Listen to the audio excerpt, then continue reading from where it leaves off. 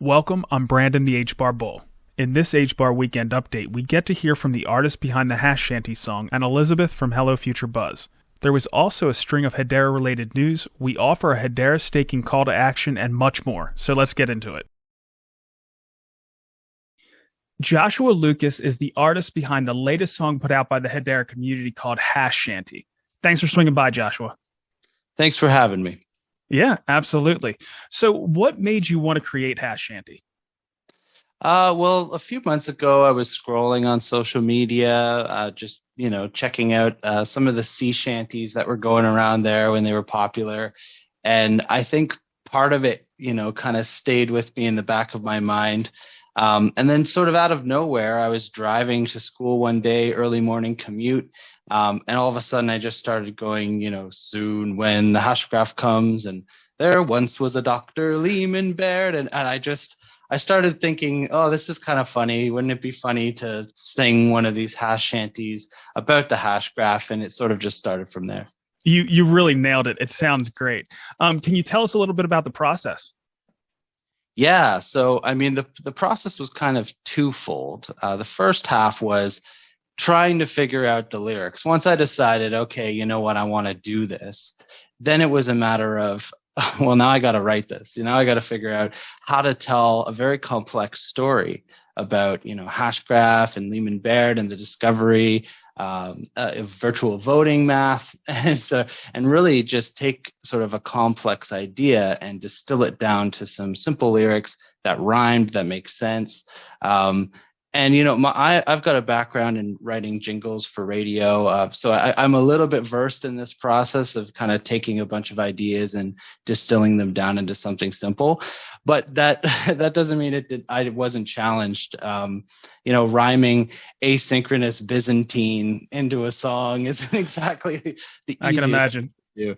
And then the second part of the process was then, once I had the lyrics finished, how do I sing these harmonies? I had heard the song, but in terms of actually building the harmonies and making sure that they were all very precise and accurate, that took a little bit of time. I'm standing here in front of my loop station, and I do some metaverse VR music performances with my electronic looping setup here. And I wanted to just kind of showcase how I sort of built those harmonies. Yeah. So, the shanties are built on kind of four part, 5-part harmony. We sort of start with your main bass notes. Soon when the hash graph comes, the world will see that blockchain's done a mainnet for everyone as the use cases unfold. And so once you kind of have that main line, then you want to build your next harmony. Soon when the hash graph comes, the world. And then your next harmony. Soon when the hash graph comes, the world will. So building those together, you start to get this kind of a thing.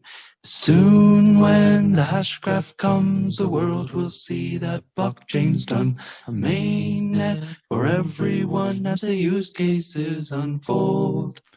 And then it's a matter of adding in your sort of final melody at the end, and we get kind of this. Soon when the hash graph comes, the world will see that blockchain's done a mainnet. And that, that's it. So it's a matter of stacking and layering and obviously practicing. Very, very cool. Very cool. So can we expect more songs or other Hedera promotion from you, Joshua? Yeah, I've got some plans. I'm happy to announce that I'm going to be releasing a version of the song. I'm going to be minting it. There's actually a secret verse and a secret chorus that I haven't released. So I've been working on minting a multi-file NFT that's going to have a lyric sheet, artwork, the lyric video, and the extended version of the song. So I'm excited to bring that to the community. And then in terms of more Hedera songs, some funny things have been floated around about dubstep remixes of the Hashanty and other sorts of things. So who knows what the future holds. Yeah, good stuff. Good stuff. So how about we let the audience hear the song? That sounds wonderful. And just as a final note, I just wanted to say I had a lot of fun writing this song. I wanted to do something really lighthearted for the community that also helped educate maybe newcomers about Hashgraph and the technology in something, that was easily digestible and lighthearted. So, and I just want to say thank you to everyone for all the amazing response that they've had. I mean, it's been great.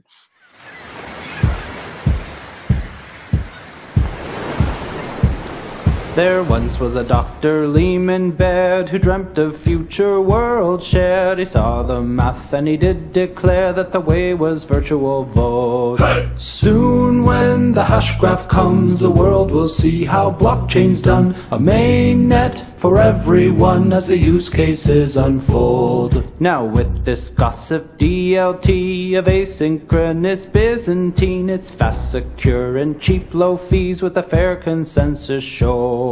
Soon when the hash graph comes, you won't even know as it runs all the instant transactions that flow around the globe. To build the trust layer they sent for ventures on each continent, a governing council complements the ledger as it grows.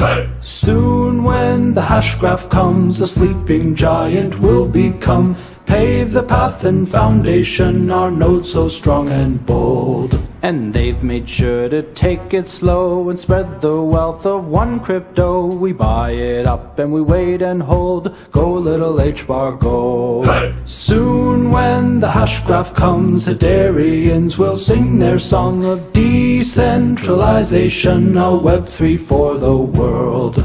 Fa la la la la la la la la la la la la la. Fa la la la la la la la la la la.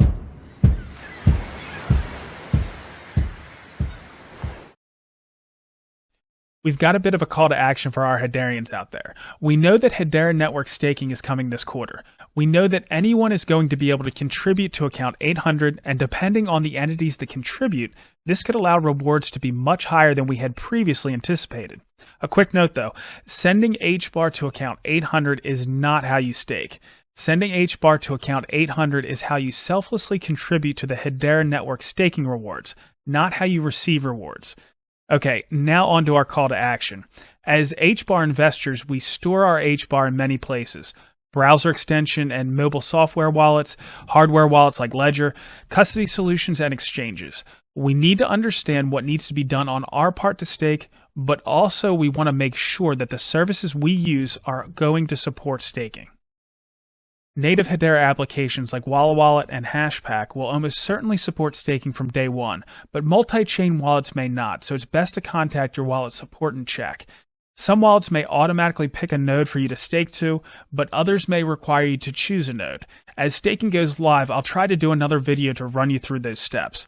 From what I understand, Hedera is working to add support for the Ledger app, but if you're a Ledger user, it would be a good idea to send Ledger a note and request support for staking. And this brings us to custody solutions and exchanges. I know conventional wisdom in the space says you shouldn't store on an exchange, but I've actually heard of more HBAR loss from those trying to manage their own keys, so you're not going to get any judgment from me.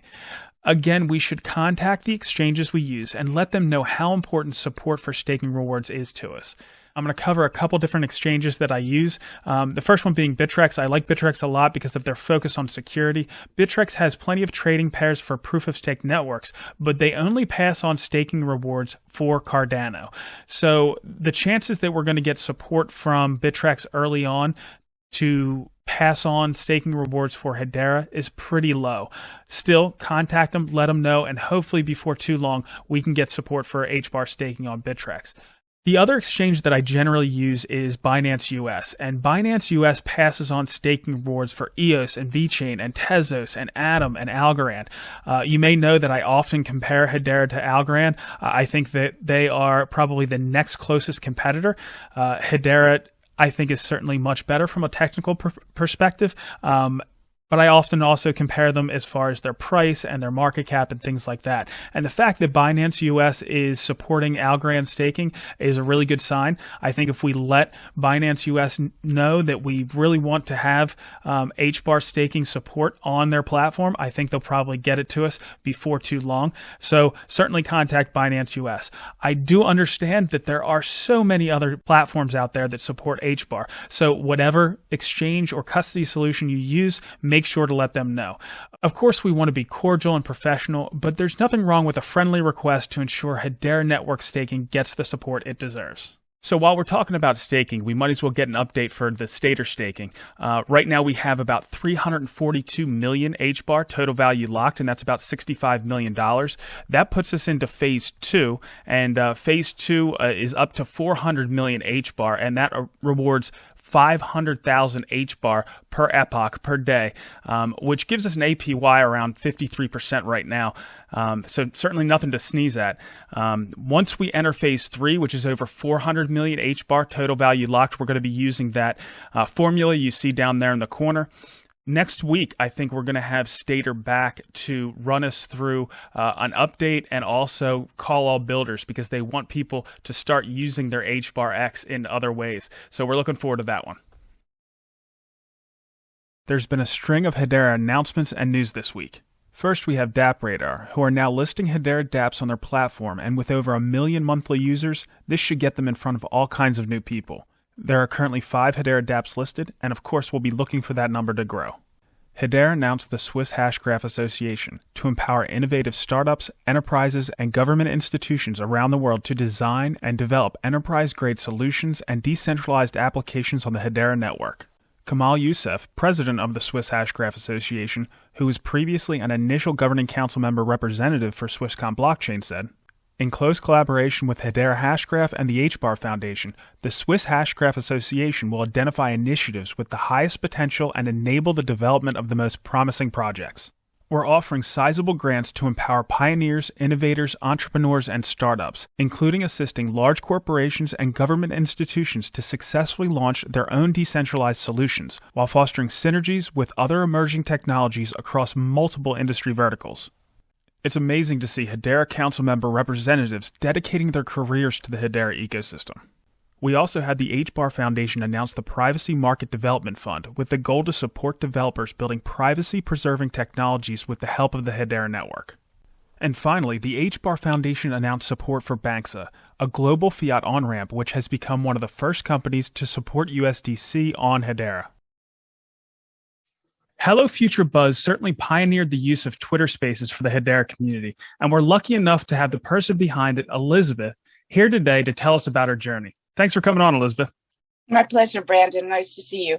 And nice to meet you as well. So to kick it off, can you tell us about your background and what drew you to Hedera? Well, I'm a web developer by trade. I'm an IT consultant here in Los Angeles. I have been for many years. I build websites and applications for small to medium-sized businesses. And during the Dogecoin, I've been in Bitcoin since it was $25. So, oh wow, crypto for a long time. And during the whole Dogecoin, I was like thinking, this is ridiculous, and there's got to be a better stable coin out there. So I started to do some research, and my interest was trying to find something that was unhackable. So I found Hedera, and I was, oh my gosh, this is the future. And I went all in from doing options trading and stuff. I just went all in. And that's what I decided to start Hello Future Buzz on Twitter. And that's really where I'm at. I gotcha. Well, it's been fun so far. So what made you decide to use Twitter Spaces to promote the ecosystem? Well, it wasn't so much to promote the ecosystem. It was to bridge the community with Hedera, and then after that with the HBAR Foundation. So my focus has always been the community, and my motivation has been the community. Sure. And helping people understand the technology and bridging the gap between developers and the community and letting them understand that. So from an educational and community standpoint, not so much promoting the product itself, but to tell people what I knew to be true, my truth, which is that this is the future of Web3. Well, you certainly know that I agree with you. So of all your spaces that you've done, and you've done dozens, if not over 100, which one has been the most memorable? The most memorable? Well, it's Earth Day today. So I would remember the spaces that we had in beginning of December 21, which I called the Green Space. And we had Dovu and Blueberry on, and we were discussing all the carbon negative aspects of Hedera and all the greenness of Hedera. So that was a great space, and it's on our YouTube channel, which is Hello Future Buzz. And then another one was an amazing space on December 16th, where we had our Twitter party, and we raised over $125,000 for abused women and children, and had Lehman on and did a meet and greet, and had 70 different NFT artists auction off their NFTs for charity. So that was a highlight of the year for me. And I think everyone had a really good time at the party on Twitter. Yeah, I definitely, that was my favorite. I had the most fun with that one, but I enjoy all the ones you put on. So what do you have cooking up for the community that we have to look forward to? Well, we're in the hackathon right now, doing the hackathon Hedera 22. And Hello Future Buzz is building Hello Future DAO. And that's going to be a force for the community, a force for good. And of course, it has a charitable aspect. And I'll tell the community more about that after the hackathon. We're in it to win it. So we're doing EVM smart contracts with, some unique aspects to it with regard to charity. So that's what we're doing now. And we also have an experimental brand initiative going on where we take NFT artists from the community of Hedera and put them on physical goods and collaborate with them on hellofuture.buzz. So that's a physical swag shop. I've always been into swag. And so we're doing that as an initiative, which is going really well. And then we're just going to LF grow. So is there anything else you'd like to pass on before we let you go? Well, what I really want to tell the community is that I'm doing on Hello Future Buzz this year, reaching across different platforms and trying to bring more people from Solana or Cardano or other platforms into the Twitter spaces. So I'm definitely going to be tweeting more about Ethereum and things like that. So the community knows that I'm trying to bring developers in to help grow awareness, because I think in general, 22 is the year to grow massive retail awareness of Hedera and HBAR. So I'm trying to do my part in that. Well, you're taking on a pretty large part, and we certainly appreciate all that you do. Thank you so much for coming on, Elizabeth. Thank you, Brandon. Nice seeing you. This past week, we had a great interview with real estate entrepreneur, Hedera influencer, and educator Max Walker-Williams. We also had founder and CEO of Envision Blockchain, Daniel Norkin, to discuss ESG-focused enterprises that are looking to build on their open-source tech stack called The Guardian. Next week, we already have payments processor Hamilton's Reserve on the books for Monday. Midweek, we're going to get Stater Labs back as they're calling all builders to use HBAR. Miko is in the works, and there's more coming all the time. Risk assets struggled this week, and HBAR's no different. At the time of recording, we're sitting at about 19 cents, a 5.5% loss on the week. We're barely holding on to that long-standing support at about 19 cents, and I just want to see us regain that 2 handle before we start talking about upper targets. I was holding out hope for a while that this time might be different, but now I'm embracing the possibility that the main bull run in crypto has run its course, and my base case is that crypto will remain under pressure throughout this year. There were many similarities in the 2021 bull run to the ones we saw in 2013 and 2017. In December, and many times before that, you heard me talk about how my base case was we would have a similar run that we saw in 2017, including a blow-off top. But now it seems we're well past the point where we should expect to see that final blistering run-up. So now that it looks like we're past that medium-term peak, it makes sense to look back at those past cycles to see what we might expect. We'll talk about Bitcoin since it has the most history and certainly leads and influences HBAR. The start of the bear market in 2014 saw a Bitcoin low of about $365, about 70% off its high of $1,150 set just 5 months prior. The ultimate low was set at $178, nearly an 85% drop in total. At the beginning of the 2018 bear market, Bitcoin saw a low just under $7,000, after peaking at nearly $20,000 less than 2 months prior. This was about a 65% drop. The ultimate Bitcoin low for that cycle was at just about $3,200, again nearly an 85% drop. The 2018 cycle is probably the more accurate predictor, but there are major differences this time as well. In 2021-2022, we never saw that blow-off top that was so clear in the prior two cycles. The lack of this max euphoria, coupled with the low of 3,200, never approaching the 2013 peak, and enterprise involvement, makes me think the drop this time will be more muted. I'm going to look to the low of about $29,000 set in the summer of 2021 as my base case for a new cycle Bitcoin low. Unless there are serious, unforeseen macroeconomic issues, I would be surprised to see us break below the previous all-time high of $20,000. So what would those scenarios mean for HBAR? Now keep in mind that these possibilities do not take into consideration potential positive catalysts for the HBAR, including major council member additions or use cases causing step change increases in utilization or media attention. Notwithstanding those catalysts, if Bitcoin drops to 29,000, HBAR would likely find support between 10 cents and its own summer low of about 14 cents. If Bitcoin decides to test 20K, single digits would be in the cards. The second reason I think we may remain under pressure is the macroeconomic conditions we are now facing. Rightfully so, the Fed is taking a hawkish stance to get inflation under control and is forecasting an aggressive cycle of rate increases. I'll believe that when I see it, but even moderate increases in interest rates aren't great for risk assets like stocks and crypto. Jordan Fried agreed that crypto might struggle in the medium term, but did have a caveat.